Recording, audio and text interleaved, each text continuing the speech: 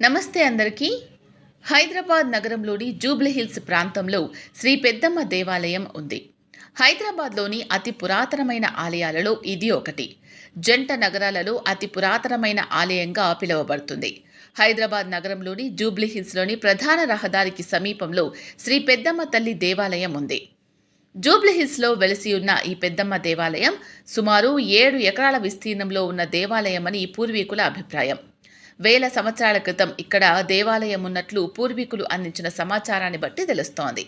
మరి జూబ్లీహిల్స్లోని శ్రీ పెద్దమ్మ దేవాలయం మహిమ గురించి ఈ వీడియోలో మనం చూద్దాం. శ్రీ పెద్దమ్మ ఆలయం ఎన్నో సంవత్సరాలుగా జూబ్లీహిల్స్ ప్రాంతంలో ఉండగా 2000వ సంవత్సరం నుండి ఈ ఆలయానికి ప్రాచుర్యం బాగా పెరిగింది. ఇక్కడి అమ్మవారు పూర్వకాలంలో పల్లె వాసాలకు దగ్గరగా ఉండి గ్రామ దేవతగా పూజలు అందుకుంటూ ఉండేదట. హైదరాబాద్ నగరం అభివృద్ధి చెందుతూ రావడంతో సహజంగానే పల్లెవాసాలు అదృశ్యమయ్యాయి. గ్రామ దేవతగా ఉన్న అమ్మవారు ఆగమ శాస్త్రం ప్రకారం ప్రతిష్ఠించబడి పూజాభిషేకాలు అందుకోవడం జరుగుతోంది. ఆలయంలోకి ప్రవేశించడానికి ప్రవేశ ద్వారం మీద ఉన్న దేవతామూర్తులు మనకు స్వాగతం చెబుతున్నట్లుగా కనపడుతుంది.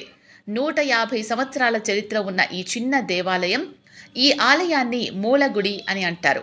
ఈ ఆలయ సముదాయంలో 5 అంతస్తుల గర్భగుడి, 7 అంతస్తుల రాజగోపురం, కళ్యాణ మండపం, వసతి గృహాలు తదితరాలు ఉన్నాయి.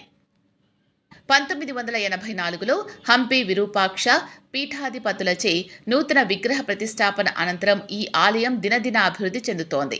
ఆలయ ప్రాంగణంలో ఎత్తైన ధ్వజస్తంభం ఉంది.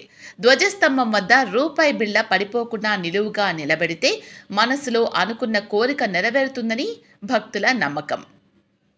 గుడి ముందు ఉన్న ధ్వజస్తంభానికి ఇరువైపులా పోతురాజు విగ్రహమూర్తులు ఉన్నాయి. అమ్మవారి గర్భాలయం వెనుక వైపున నవదుర్గల ఆలయం ఉంది. శైలపుత్రి, బ్రహ్మచారిణి, చంద్రఘంట, కూష్మాండ, స్కందమాత, కాత్యాయని, కాళరాత్రి, మహాగౌరి, సిద్ధిధాత్రి అమ్మవార్లు ఉన్నారు. గర్భాలయంలో పెద్దమ్మ తల్లి చతుర్భుజాలతో, విశాలమైన నేత్రాలతో, శంఖం, త్రిశూలం, కుంకుమ భరణ, చక్ర, ఖండంతో దర్శనమిస్తుంది. అమ్మవారు నవరత్న ఖచిత ఆభరణాలతో ప్రకాశిస్తూ ఉంటుంది. అమ్మవారి విగ్రహంతో పాటు ఉత్సవమూర్తి కూడా ఇక్కడ ఉన్నారు. ఉత్సవమూర్తి ముందు ఉన్న శ్రీచక్రానికి ప్రతి నిత్యం కుంకుమార్చనలు జరుగుతాయి. ప్రతిరోజు పెద్దమ్మ తల్లికి నిత్య అభిషేకాలు, శుక్రవారం ప్రత్యేక అభిషేకాలు జరుగుతాయి. ఆషాఢ శుద్ధ సప్తమి నుండి నవమి వరకు శాకంబరి ఉత్సవాలు, దసరా రోజులలో విజయదశమి నవరాత్రి ఉత్సవాలు అత్యంత వైభవంగా జరుగుతాయి. ఈ ఆలయంలో 5 ప్రధాన ఉత్సవాలను చాలా ఘనంగా నిర్వహిస్తారు. ఇవి బ్రహ్మోత్సవాలు, బోనాలు, శాకంబరి ఉత్సవాలు, దసరా నవరాత్రులు మరియు శరన్నవరాత్రులు. ఈ ఉత్సవాల సమయంలో ఆలయం జనాలతో కిటకిటలాడుతూ ఉంటుంది. హైదరాబాద్, సికింద్రాబాద్ జంట నగరాలు మరియు శివారు ప్రాంతాలకు చెందిన వేలాది మంది భక్తులు ఈ ఉత్సవాల సందర్భంగా పూజల కోసం ఆలయానికి తరలి వస్తూ ఉంటారు. రథ సప్తమి రోజున చండీ హోమం, బలిహరణం, అన్న సంతర్పణ జరుగుతాయి. బలిపీఠం వద్ద పసుపు, కుంకుమలతో ముగ్గులు వేసి ఉత్సవ విగ్రహాన్ని నవరత్న ఖచిత వైడూర్య బంగారు ఆభరణాలతో, బంగారు జడతో అందంగా అలంకరించి వెండి సింహాసనంపై కూర్చుండబెడతారు. ఎరుపు, పసుపు వస్త్రాలు ధరించి వేడివేడి అన్నాన్ని నివేదన చేస్తారు. ఆ మహా నివేదన అన్నంపై దీపాలు పెట్టి బలిపీఠం ఏర్పాటు చేస్తారు. ఉత్సవ విగ్రహం ముందే గుమ్మడికాయను కుంకుమ నీటితో కడిగి బలిపీఠంపై ఉంచుతారు.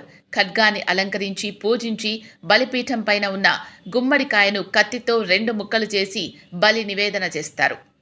నిజాం నవాబు కాలంలో రాజధాని హైదరాబాద్ నగరానికి చుట్టూ ప్రహరీ గోడ ఉండి నగరం నుండి బయటకు వెళ్ళుటకు 14 ద్వారములు ఉండేవి.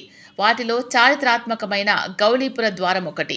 ఈ ద్వారం ముందు ఏనాడో వెలసిన మహంకాళి మాతేశ్వరి అమ్మవారు నాటి నుండి నేటి వరకు నిత్య ధూపదీప నైవేద్యాలు అందుకుంటూ కొలిచేవారికి కొంగు బంగారమై కోర్కెలు తీర్చే చల్లని తల్లిగా విరాజిల్లుతోంది. ఈ ఆలయం చుట్టూ సినీ పరిశ్రమకు చెందిన పలు నిర్మాణ సంస్థలు, స్టూడియోలు ఉండడం వల్ల ముహూర్తాలు, సినిమా ప్రారంభోత్సవాల వంటి కార్యక్రమాలు ఇక్కడ నిర్వహించడం సెంటిమెంట్గా చేస్తూ ఉంటారు.